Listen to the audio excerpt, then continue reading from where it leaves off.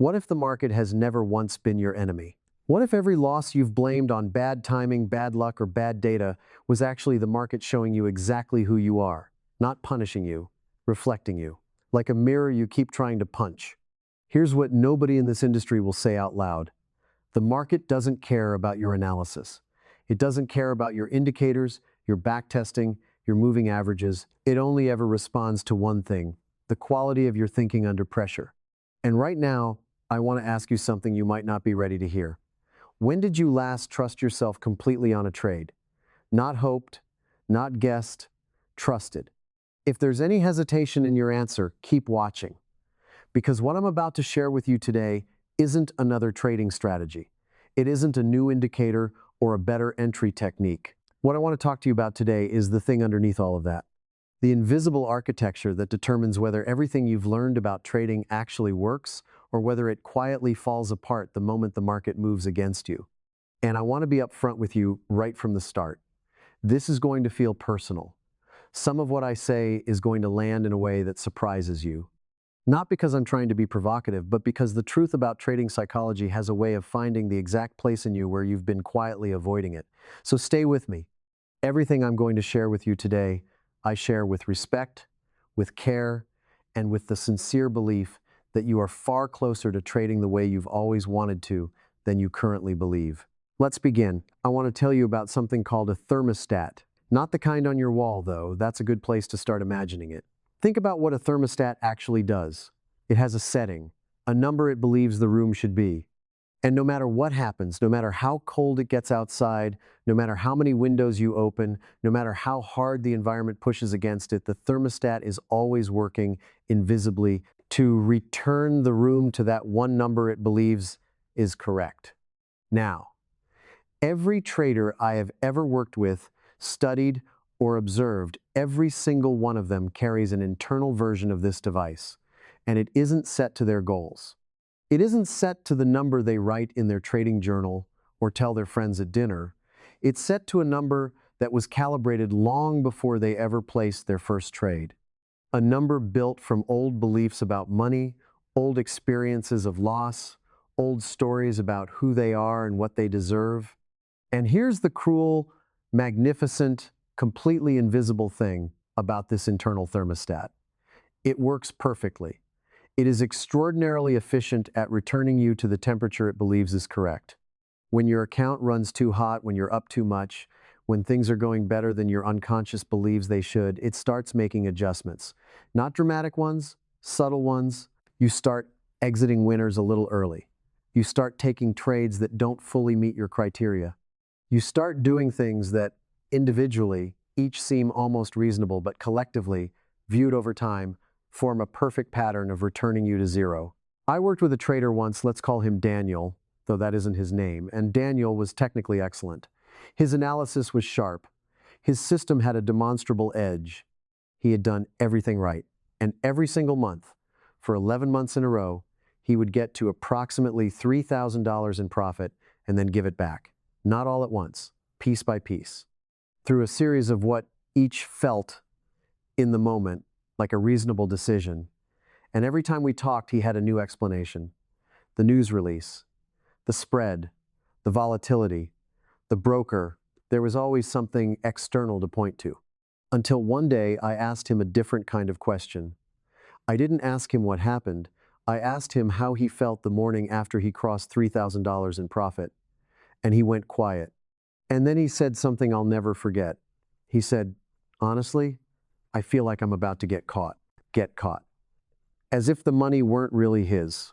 As if some authority was going to appear and explain to him that there had been a mistake, that a person like him didn't get to keep this kind of money, that it had to go back.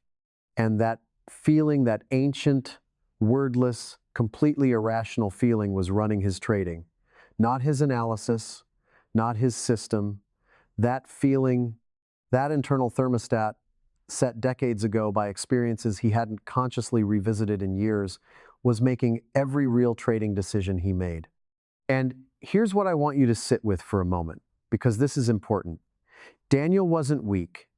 Daniel wasn't undisciplined. Daniel wasn't missing a strategy or a better indicator or a smarter entry. Daniel was a skilled trader being silently governed by a belief system he had never once examined. And that is the condition of most traders who struggle, not incompetence, but unexamined psychology quietly running the show. So let me ask you, what does your thermostat say? When you close your eyes and ask yourself not what you want, but what you actually honestly believe you deserve to consistently make from this market, what number comes up? And more importantly, where did that number come from? Whose voice does it carry? You don't have to answer that out loud, but I want you to hold it because we're going to come back to it. Now I want to tell you about two surgeons. They are equally trained. They went to the same school, studied the same techniques, passed the same exams. They are, on paper, identical in their clinical preparation. And they both perform the same operation, let's say a complex cardiac procedure at the same hospital with the same team on patients with similar profiles. The first surgeon, let's call him the emotional surgeon, is a deeply caring man. He feels everything. When a patient dies on his table, he carries it home, he carries it into the next week, he carries it into the next operation. And when that next operation goes well, he feels the relief of it flooding through him, and he takes a little extra risk in the following one because he's feeling good and confident and alive. And when that one goes badly, he second guesses himself at a critical moment because he's still processing what happened 2 operations ago. And that hesitation, that half second of doubt, costs the patient in a way that the data will show eventually across hundreds of cases. The second surgeon, the consistent surgeon, also cares deeply, but she has learned something profound. She has learned that the operating room is not the place for the feelings. Not because feelings aren't valuable, not because she is cold or robotic, but because she has understood that her patient on the table right now needs her to show up clean, present, unencumbered by the weight of everything that came before.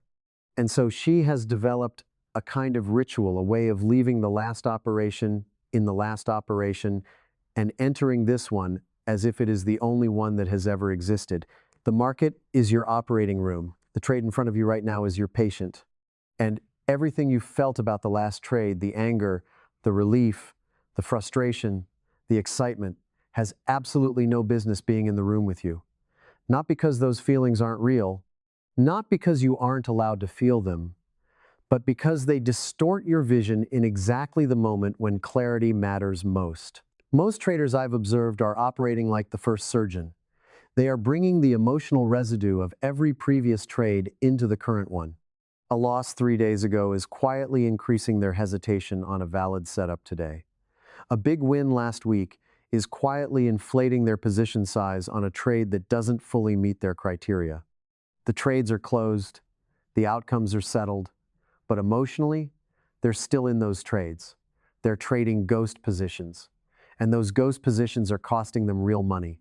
The second surgeon has understood something that I believe is the most important psychological insight available to a trader. Each trade is its own universe. It has its own parameters, its own risk, its own probability distribution. And none of that is changed, not 1% of it, by what happened in the previous trade. The market has no memory of you. It doesn't know your history. It doesn't know you're on a losing streak. It doesn't know you're up for the month. It simply is what it is. Right now, in this moment, presenting whatever it's presenting, and your only job is to see it clearly. The question is, are you seeing it, or are you seeing it through the lens of everything that happened before? There are 7 signs that your trading psychology is broken, and I want to walk through each one of them with you, not to make you feel bad, not to diagnose you as a lost cause, but because naming something is the beginning of changing it. You cannot fix what you cannot see.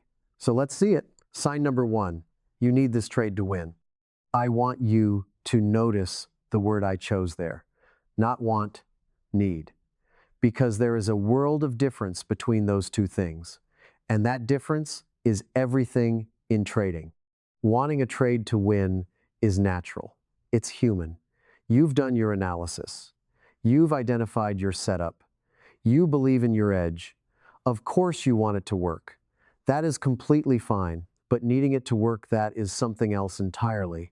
Needing a trade to win means the outcome of this trade is carrying something beyond the trade itself.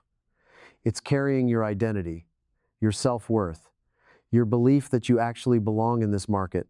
It might be carrying the rent money, or the conversation you need to have with your partner, or the story you've been telling yourself about whether you're cut out for this. And when a trade carries all of that, when the emotional stakes are that high, your decision-making process becomes contaminated in ways you can't fully see or control. Here's how it shows up. When you need the trade to win, you enter at a worse price because you're afraid to miss it. You place your stop loss too close because the idea of losing feels unbearable. And then when it goes against you even briefly, even by the amount your original analysis said was normal, you feel a panic that is completely disproportionate to the actual risk involved.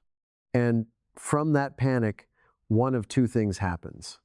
You exit early, taking a small loss on what would have been a winning trade, or you move your stop, holding on past the point your edge has any meaning, turning what would have been a small loss into a large one. Need corrupts process every time, without exception. And here is something I want you to really hear. The fix for this is not motivational, it's structural. The most powerful thing you can do when you notice that you need a trade to win is to reduce your position size. Not because you're punishing yourself, not because you lack confidence, but because the purpose of reducing your size is to reduce the emotional temperature of the trade, to bring the stakes back down to a level where your rational mind can actually function. A smaller loss is still a loss, but a smaller potential loss feels different in your nervous system. And that difference in feeling is what gives your process room to breathe. Sign number 2. You're still angry about a trade that closed. This one is quiet. It doesn't announce itself. But it is one of the most consistent patterns I've seen in traders who struggle to maintain consistency over time. The trade is gone. The position is closed. The money, if it went that way, is gone. The market has moved on completely without a single thought for you or your outcome. And yet, there you are, still in the trade. Replaying the entry, replaying the moment you exited, cycling through the scenario where you did it differently, where you held it longer, where you moved your stop a little wider, where the outcome was different. This is what I call emotional carry, and it is exactly as heavy as it sounds. When you carry the anger or frustration of a closed trade into the next one, you are not trading the market.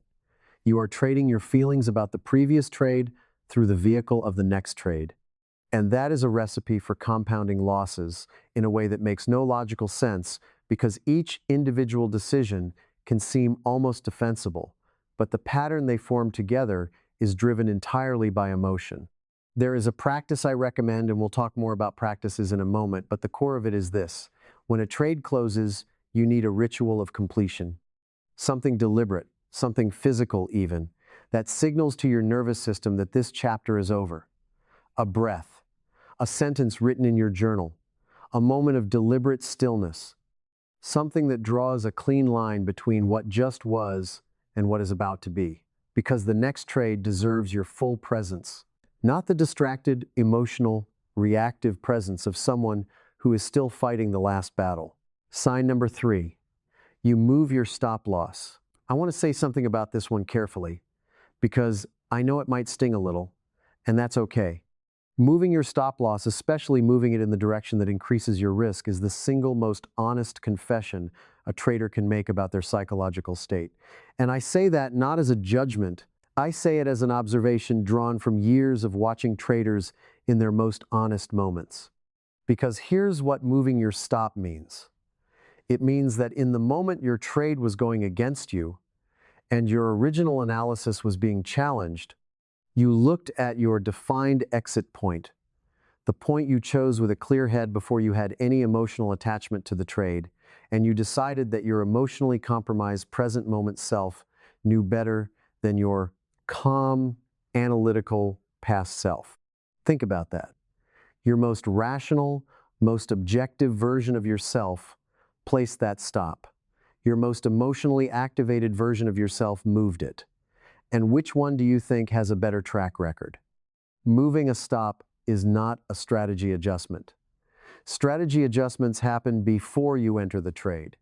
What happens after when the trade is running against you and your chest is tight, that is not strategy. That is negotiation.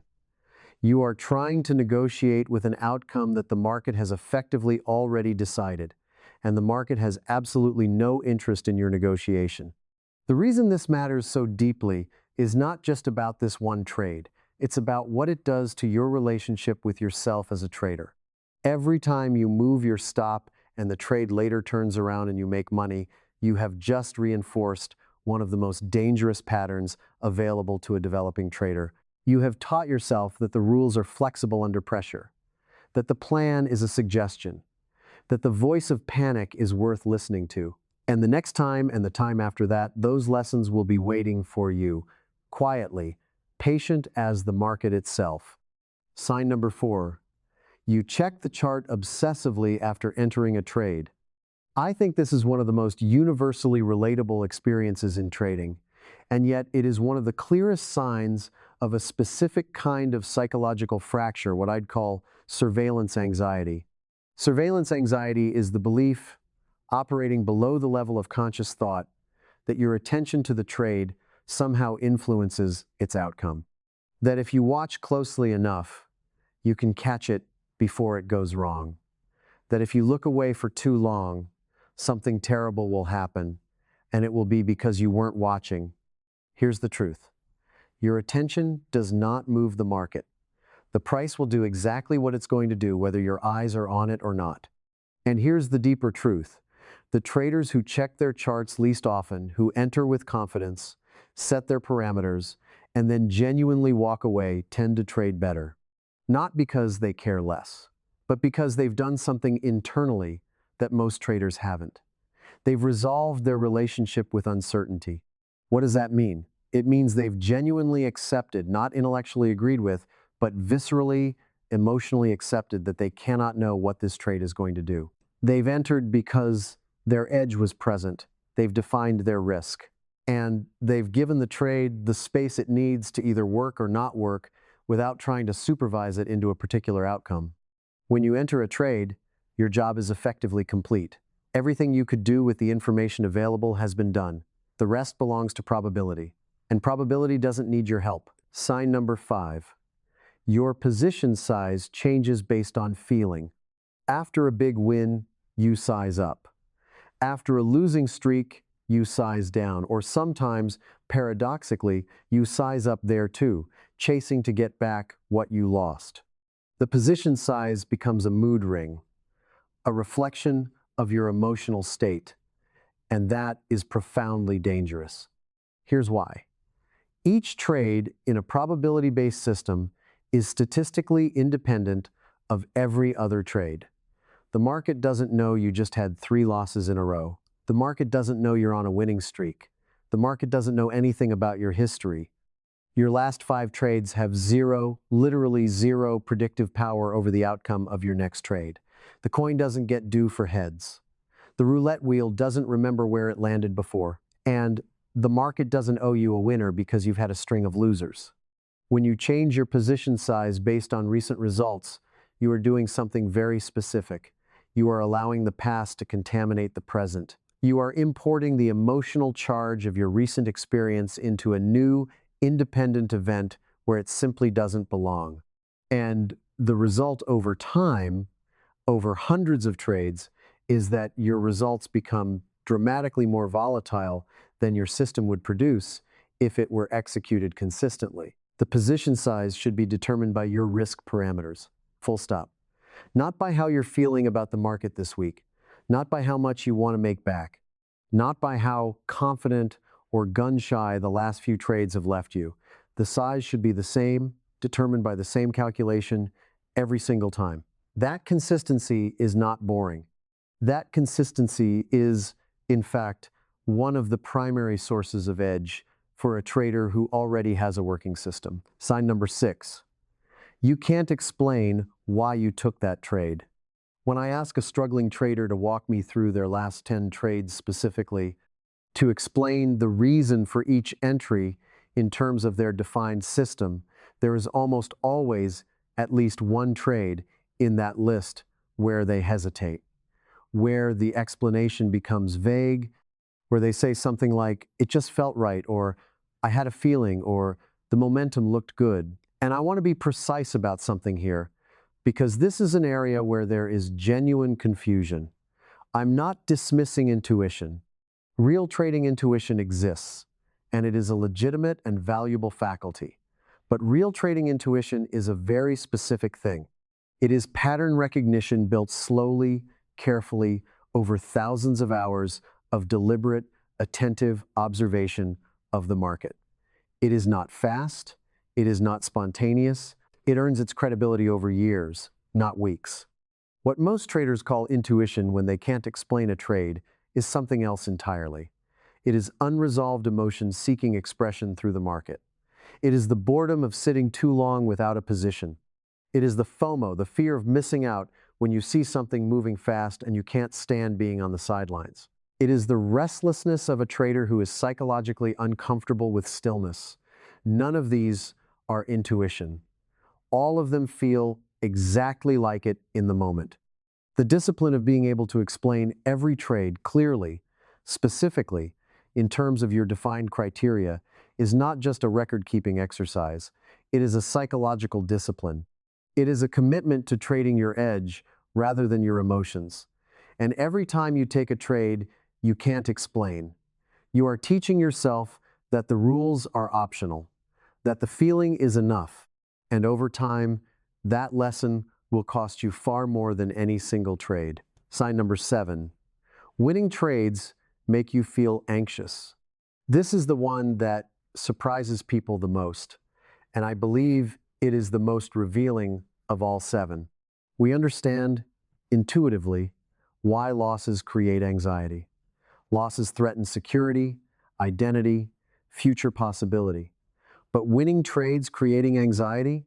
That sounds counterproductive. That sounds almost ungrateful. But here's what's actually happening. When a trade is running in your favor, when it's up significantly and still moving, a specific kind of psychological pressure activates for many traders. The pressure of not wanting to give it back. The feeling of sitting on something fragile. The voice that says, "Take it now. Take it while it's there, before it disappears like it always does." And underneath that voice, for some traders, is something even deeper, the thermostat we talked about earlier. The unconscious belief that this much success isn't quite right for them, that the market made a mistake, that if they stay in too long, the correction will come not just in price, but in the cosmic sense, like the universe adjusting for having given them something they didn't fully deserve. I want to be very precise about what is happening cognitively in this moment. Two separate things are getting confused. The first thing is the feeling of satisfaction and relief that comes with a winning trade, and that feeling is completely legitimate. You are allowed to feel good. You did the work. The trade is working. The feeling makes sense. The second thing is a prediction about the future, a certainty that the trade is about to reverse, that the profit is about to evaporate, that holding on is foolish. And that second thing is not based on analysis. It's based on anxiety masquerading as analysis. The distinction matters enormously, because when you exit a winner early based on anxiety that you've mislabeled as analysis, you are not making a smart risk management decision. You are making an emotionally driven decision that happens to be dressed in analytical language.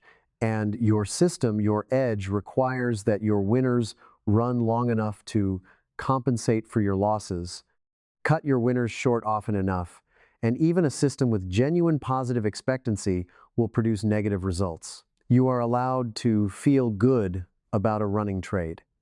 That feeling does not require action. Now, we've walked through all 7 signs together. And if more than one of them felt uncomfortably familiar, if you found yourself nodding or going quiet or feeling that specific recognition that comes when you hear something you've known for a while but haven't found words for, I want to offer you something practical, because awareness without action is, as I said earlier, just a more sophisticated kind of suffering. There are 4 things I want to give you today that you can begin immediately. Not in 6 months, not when your account gets bigger or your system gets better. Right now, with whatever account you have, at whatever stage you're at. The first one I call the pre-trade psychological audit. Before every single trade, before you click the button, I want you to answer 3 questions in writing. Not in your head, in writing. On paper, in a journal, in a notes app, it doesn't matter. But it has to be written, because writing forces a level of honesty and specificity that thinking alone rarely achieves. The first question is, what is my defined reason for this entry? Not a feeling, a reason, something you could point to in your trading plan. If you can't answer this question specifically, the trade should not be taken. The second question is, what is my emotional state right now? Are you anxious? Are you bored? Are you excited? Are you still angry from the last trade? Are you feeling pressure from something outside the market? There are no wrong answers to this question.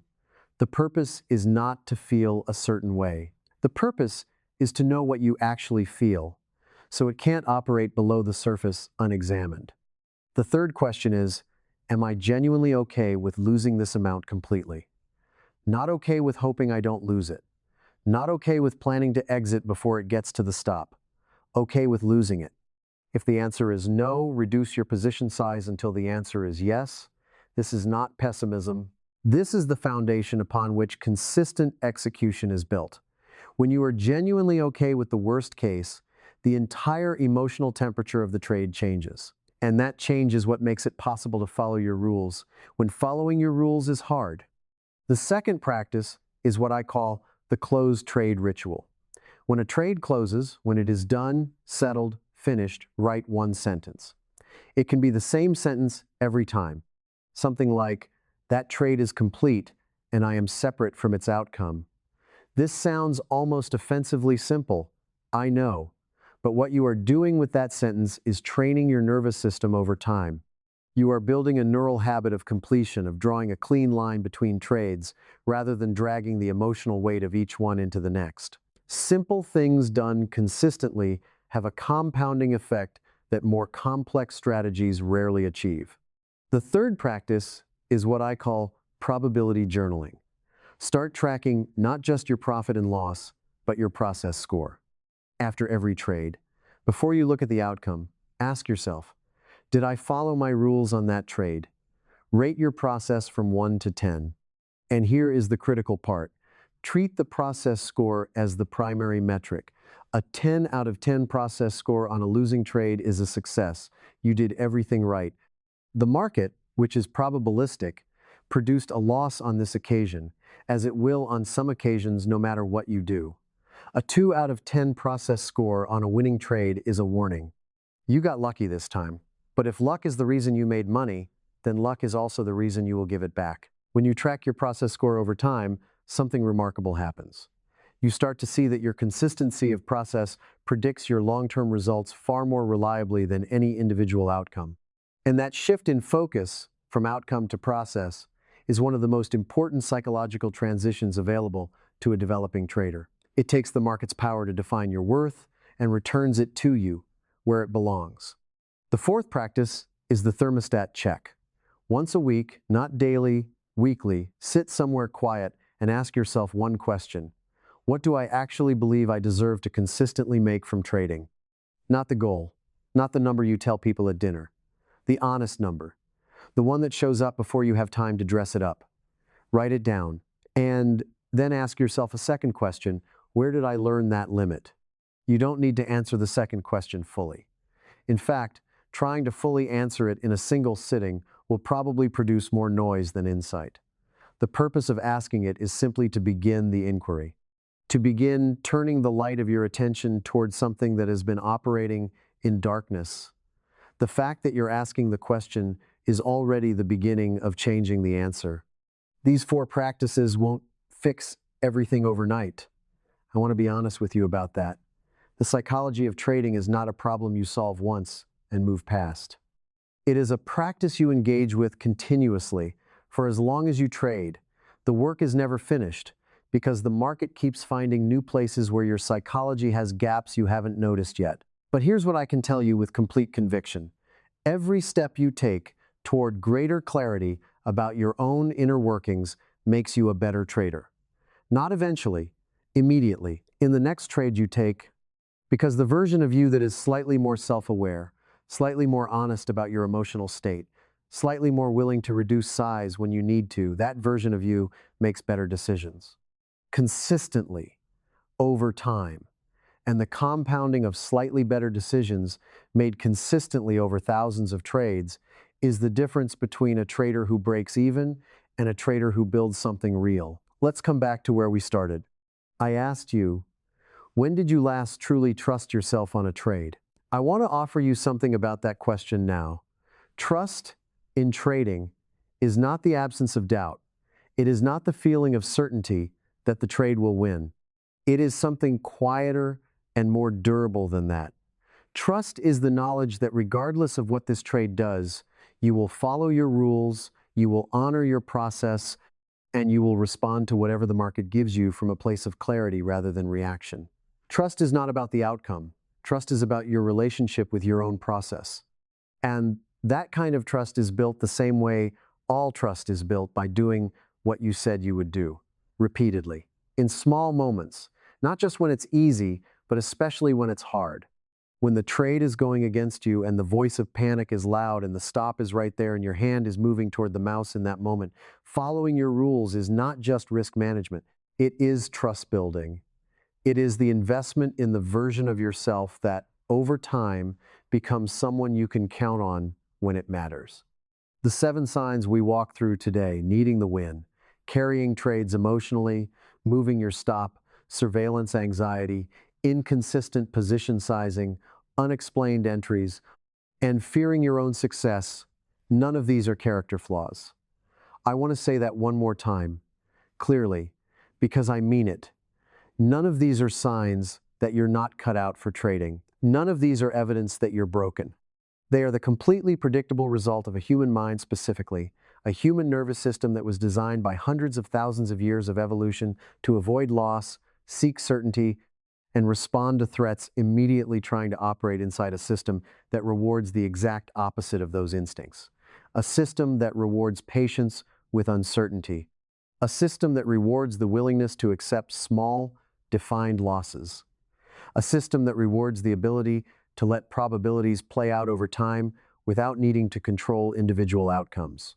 You were never trained for this. Almost nobody is. The trading industry largely teaches strategy entry techniques, exit rules, indicator combinations, because strategy is easier to package and sell. But strategy executed by broken psychology produces broken results. And psychology, properly understood, is not something you add on top of your trading. It is the foundation that all of it rests on. Without it, everything else is noise. So here is what I want you to carry forward from today.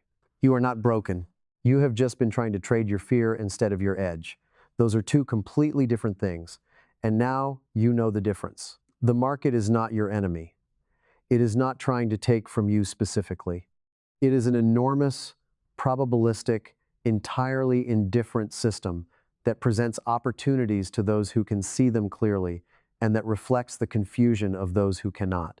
Your only job is to get clear, to know your edge, to trust your process, to show up every day as the cleanest, most present version of yourself, and to treat every trade, whether it wins or loses, as a single data point in a much larger story that you are writing with patience and consistency over time. You are allowed to want this. You are allowed to believe it's possible for you. And you are allowed, I'd say required, to do the honest inner work that makes it actually happen. Not the motivational version of inner work, the real kind.